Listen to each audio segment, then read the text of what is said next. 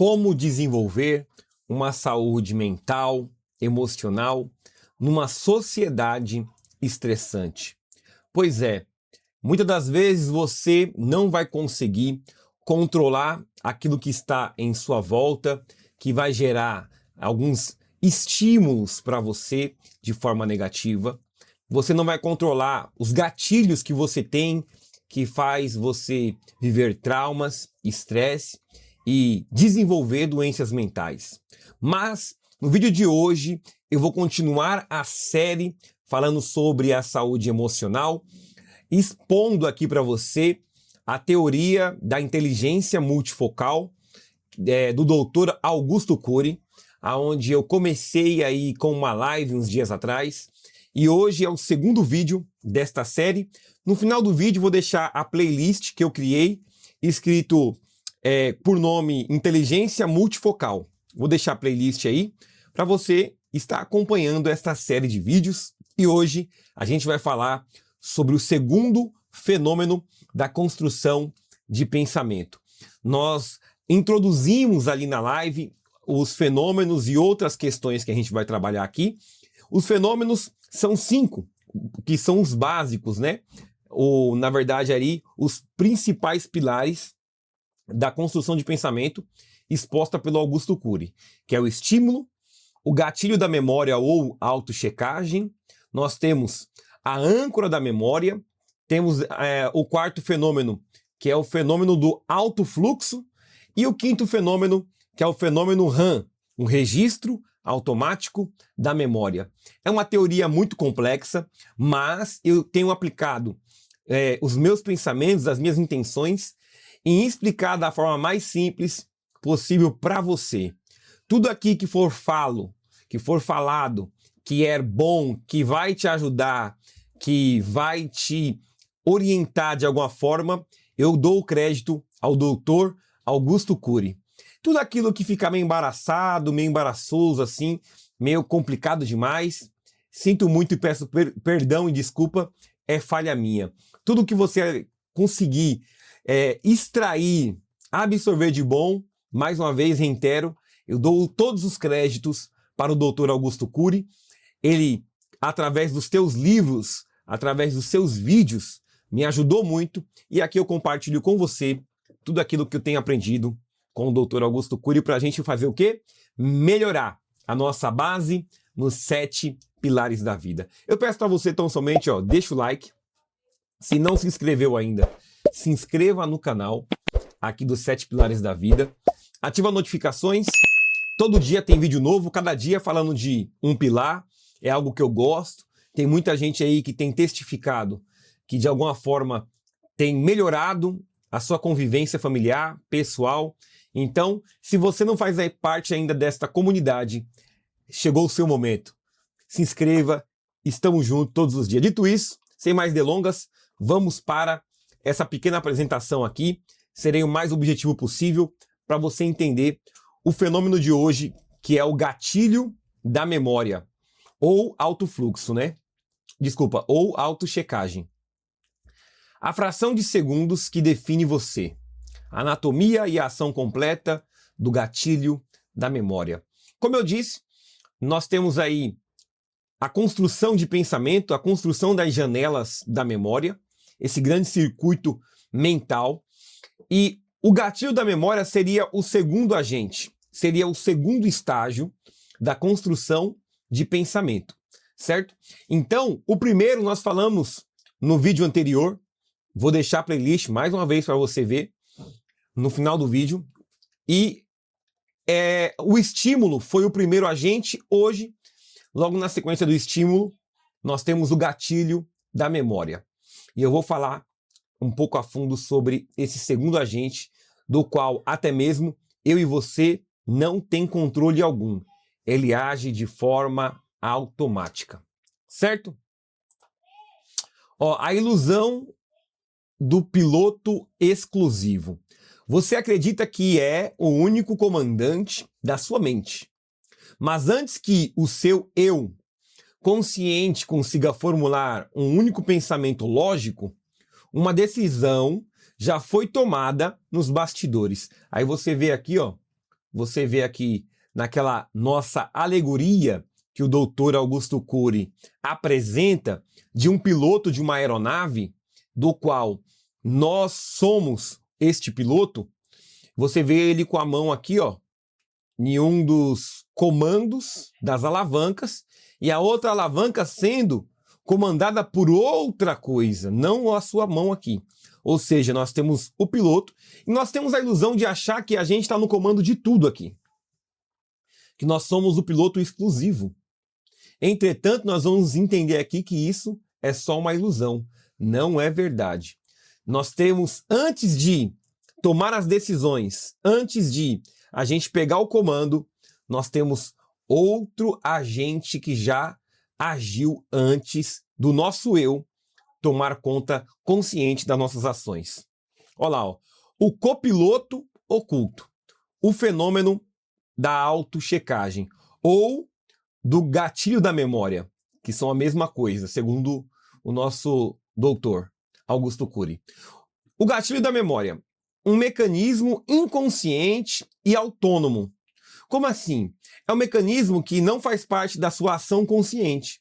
Ele age de forma inconsciente. Por exemplo, a pessoa que fala assim, eu respondi no automático. Aquela pessoa que responde no bateu, levou, que responde no automático.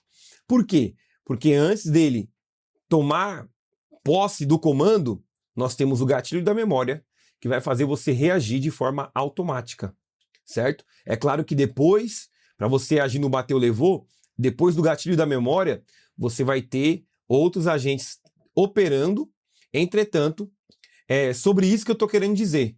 Você, antes de agir conscientemente, inconscientemente, já tem outro agente que está, de alguma forma, agindo primeiro que você. Então, ele é, em primeiro lugar, um agente inconsciente, em segundo lugar, autônomo. Ele age por conta própria. Entendeu? Então, você não escolhe. Você não escolhe agir nestes fundamentos, neste ciclo do gatilho da memória. Outra questão aqui muito importante sobre o fenômeno da autochecagem ou gatilho da memória. A velocidade.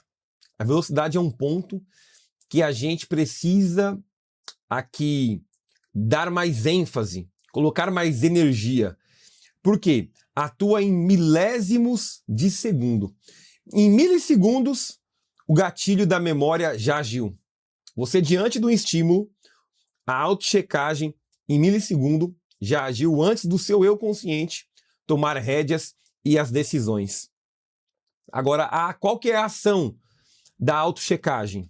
Varre bilhões de dados na mente a partir de qualquer estímulo físico ou psíquico, antes da intervenção do eu. O que eu estou querendo dizer para você é que você não é que você não vai agir conscientemente, você tem essa oportunidade. Só que, antes de você agir, o gatilho da memória em milissegundos já agiu, ele já pesquisou em bilhões de dados na sua própria mente e ele já reagiu ao estímulo antes de você intervir com o seu eu consciente. Entendeu? Então, este é o copiloto. Aqui, ó, o copiloto. Nós temos o piloto, aqui, ó, o pilotão aqui, o eu consciente, mas o copiloto inconsciente já age antes de você. A anatomia de 1 milissegundo.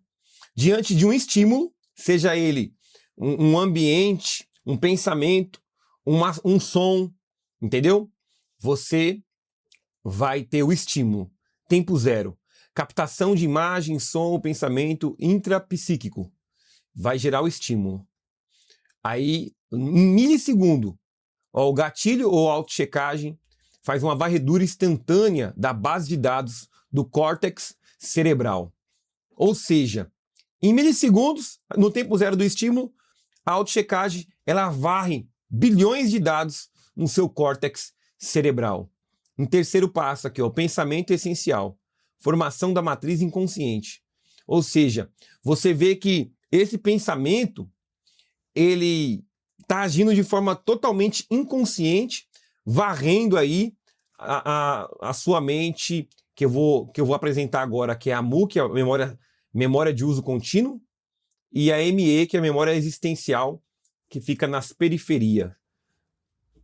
E aí o quarto passo, consciência instantânea. A chegada final ao eu. O único momento que você percebe. Ou seja, antes de você perceber o que está acontecendo, já foi feito um grande circuito antes de você estar conscientemente com o seu eu ativo. O esplendor do gatilho, falando um pouco sobre a essência, o significado dele. Sem este fenômeno, viveríamos na escuridão existencial. É o gatilho que decifra os códigos da linguagem em tempo real, reconhece rostos familiares instantaneamente e mantém a nossa percepção espacial. Ele ilumina o caos. Ou seja, eu preciso explicar melhor isso para você. O gatilho da memória, esse que faz a auto-checagem, que ele vai acessar bilhões de dados, muitas janelas no nosso córtex cerebral, ele é o responsável. Quando você pega, por exemplo, essa toalhinha que eu deixo aqui, ó, que cor que é essa toalha? Aí você vai falar para mim, verde. Mas quem te falou que isso aqui é verde? Em algum momento você teve essa informação e alguma janela da sua memória, ela vai ser acessada para ter um entendimento sobre isso e tão simplesmente o gatilho da memória ou a auto-checagem vai lá e faz com que você tenha facilidade de entender. Isso aqui é verde. Agora, se tem alguma cor nova que você nunca viu, ou uma palavra nova, um objeto novo que você nunca viu, você não sabe qual é aquele objeto. A auto-checagem, ela vai lá, procura esta informação, ela não acha, entendeu? E aí o que ela faz? Diante do ensinamento, você agora vai registrar esta janela e na próxima vez, o fenômeno da auto-checagem, o gatilho da memória, vai acessar novamente esta janela e você vai saber a resposta de forma automática. Você não precisa nem pensar, que cor que é isso aqui? Você vai falar verde. Você não vai raciocinar. Você responde de forma automática. Se você pegar, por exemplo, esta caixinha aqui do meu microfone, é preta, né? A geral aqui só tem essa listrazinha cinza, mas é preta. Quem te falou isso aí? São as janelas da sua memória. E quem garantiu de forma automática essa resposta? É o fenômeno da auto-checagem. Ou seja, se não tivesse a auto-checagem, o gatilho da memória, a gente viveria num vazio de escuridão, a gente não teria como mergulhar nos nossos pensamentos. Então, no final das contas, o gatilho da memória, o fenômeno da auto-checagem, ele é importantíssimo para o nosso eu, para a formação da nossa personalidade. O alvo do escaneamento, que é as janelas da memória. Qual que é o alvo da auto-checagem? Qual que é o alvo do gatilho da memória? São as janelas. Tem várias janelas aqui. Várias janelas. Isso aqui, tipo, tem 10, 15 aqui. Nós temos bilhões de janelas. Que o gatilho da memória vai fazer uma varredura e vai ver qual é a janela que vai ser aberta. E aí, qual que é a janela que tem prioridade? Aquelas janelas que foram criadas, que foram registradas de forma privilegiada. E como é que você registrar uma janela de forma privilegiada? Com grandes emoções, certo? Já falo mais sobre isso daqui. Nos computadores modernos, os dados estão organizados em pastas rígidas. Na mente humana, o gatilho abre janelas, áreas de leitura dinâmica que contêm não apenas informações brutas, mas a carga intelectual e emocional de toda a sua história. Como assim? O gatilho da memória, ele vai acessar várias janelas, não todas, mas várias, em questão de milissegundos. As janelas que forem construídas com informações com alta carga intelectual e emocional serão a prioridade para ser aberta. Por exemplo, a pessoa que construiu uma janela da memória num ambiente positivo, quando ela se expor àquele ambiente, provavelmente o gatilho da memória vai abrir uma janela que tenha aquele estímulo, aquela carga emocional positiva, o que a gente chama de janelas light, certo? Então, o gatilho da memória, ele vai abrir 3 tipos de janela, uma das 3. A janela light, que são as boas memórias, o lugar que você vai ter criatividade, felicidade, vai ter prazer. Você pode abrir a janela neutra, são coisas técnicas. Por exemplo, o nome de uma cor preta ou a verde que eu mostrei aqui. São questões técnicas que você não tem emoção para identificar uma cor.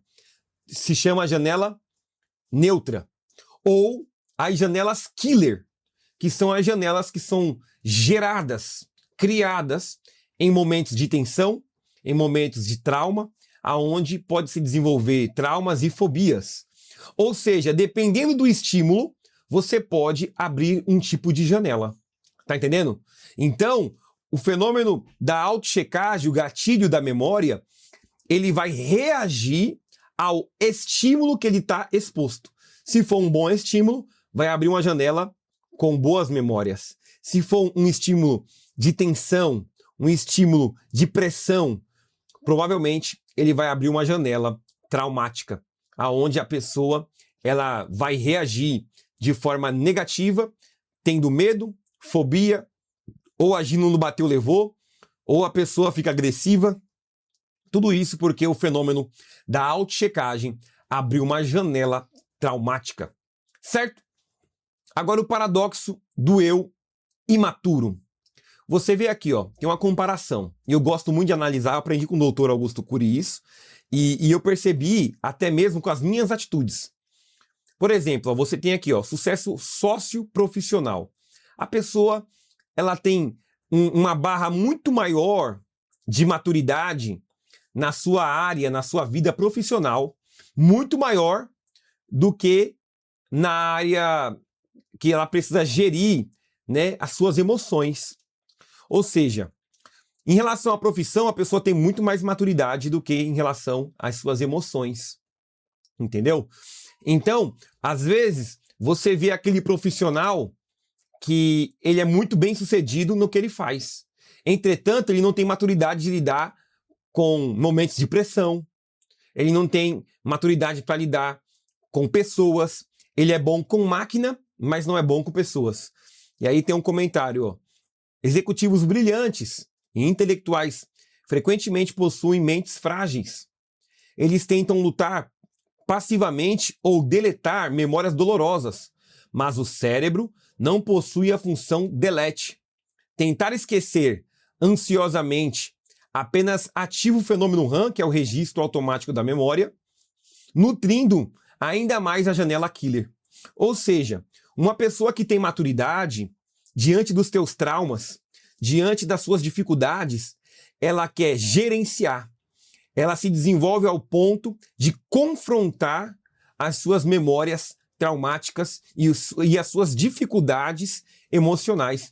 Uma pessoa que tem maturidade, ela se expõe à pressão, ela se expõe ao caos, porque dentro do caos ela consegue se reinventar, ela consegue nutrir força, né? Ela consegue alcançar maturidade emocional. Uma pessoa imatura, ela foge do ponto de tensão, ela foge da dificuldade, ela foge dos estímulos que são até mesmo ruins. Por quê? Ela não tem capacidade de gerenciar, e isso faz com que ela cada vez mais seja frágil diante das dificuldades. Certo? O choque de gestão, o retorno do piloto. Não controlamos o disparo inicial do gatilho. Você não controla os estímulos, você está exposto a vários estímulos a todo momento. Você não controla o estímulo, muito menos o gatilho. Não podemos impedir a primeira fração de segundo, porque é muito rápido. Mas o eu inteligente pode e deve assumir a direção segundos depois do disparo. Ó, você com as duas mãos aqui no controle aqui, na sua aeronave mental. Você tem que assumir o comando. ainda que você não controle essas questões que são inconscientes, no momento do estímulo e do gatilho, você tem que controlar, colocar as duas mãos e lutar contra as suas dificuldades emocionais. E como é que eu faço isso? Aplicando, por exemplo, esta tese que eu apliquei muitas vezes. Ah, não estou entendendo direito aí esse DCD que você está falando tanto aí. Veja vídeo do Dr. Augusto Cury falando sobre isso. Se você não entender, porque é muito bom. O que é? Como reescrever a matriz. A mesa redonda do eu. Você tem aqui o trauma no centro. E aqui, ó, você reeditando, ressignificando o seu trauma. Basicamente, em volta do trauma, você não consegue apagar o trauma. Você vai aqui, ó, edificando memórias boas ao redor dele. Tá entendendo ou não? Olha o tanto de memória boa. Quando o trauma é ativado, tem um monte de memória boa ao lado que foi ressignificado. E para isso você consegue fazer sozinho, aplicando o DCD, mas consegue também com a ajuda de um profissional. Eu sempre quero lembrar para vocês, eu vou ter que falar aqui diretamente para vocês. Eu não sou profissional da saúde emocional, psicológica ou psiquiatra. Eu penso até em estudar para me poder falar com mais propriedade, mas falo aqui como alguém que esteve doente e conseguiu sair desta condição de depressão e de ansiedade, de estresse também. E hoje eu estou numa progressão emocional, aonde eu consigo gerenciar as minhas emoções, lidar com traumas, com frustrações e também com pontos de tensão. Hoje eu sou uma pessoa transformada. E esta técnica que eu aprendi com o Dr. Augusto Cury, lendo seus livros, me ajudou muito. Então, você tem que assumir o piloto e reeditar. E uma das formas é isso daqui, ó, duvidar. Duvide das verdades absolutas que o gatilho lhe impõe no exato momento do estresse. Ou seja, diante do trauma, você vai duvidar. Você vai contestar aquilo que você está vivendo. Será que é isso mesmo que a minha mente está dizendo? Porque se você nunca ouviu essa expressão, a sua mente mente. A sua mente conta mentiras. Se você vê, por exemplo, até na Bíblia, fala no livro de Jeremias, que enganoso é o coração do homem, né? Então, você não pode confiar em tudo que você pensa, entendeu? No final das contas, você tem que duvidar dos seus pensamentos mórbidos, dos seus pensamentos que geram gatilhos em você. E depois, você tem que criticar. Critique cada pensamento perturbador. Não seja um espectador passivo do alto fluxo. Não seja alguém que vai ver a mente criando janelas da memória, pensamentos mórbidos, perturbadores, e você fica só olhando, não. Você vai criticar esses pensamentos. Será que é assim mesmo? Será que eu não estou interpretando errado? Será que eu sou um fracassado? Não, eu sou um vencedor. E aí você vai determine estrategicamente não ser escravo da emoção, construindo plataformas saudáveis ao redor do núcleo traumático. Tá entendendo? Você tem que, de alguma forma, determinar. Eu determino que eu vou vencer. Eu fui passivo deste trauma há muitos anos da minha vida, mas hoje eu escolho ressignificar. Eu determino que eu já venci, não é que eu vou vencer. Aí você vai criando essa plataforma, ressignificando os seus traumas. Vocês estão entendendo? Então, no final das contas, você tem que lutar. E uma das formas é você expor os traumas e lutar contra ele. Mensagem final. Deixa eu ver aqui, fiz um negócio aqui que eu não sei o que eu fiz aqui. Mensagem final. De refém da própria base de dados, a autor da própria história. A sua mente não é apenas um palco para as reações automáticas do gatilho. O seu eu deve ser o diretor do script. Assuma o controle. No final das contas, ó, aqui a gente tem nossos circuitos neurais, mentais, as janelas. Você não pode ser refém dos seus pensamentos inconscientes, dos seus pensamentos traumáticos. Aqui tem uma caneta, ó, para você reescrever a sua história. O seu eu tem que ser o diretor da sua história. Que Deus consiga dar clareza a você e que você acredite de forma muito fervente, muito verdadeira, que você pode viver ainda algo novo. Você pode viver.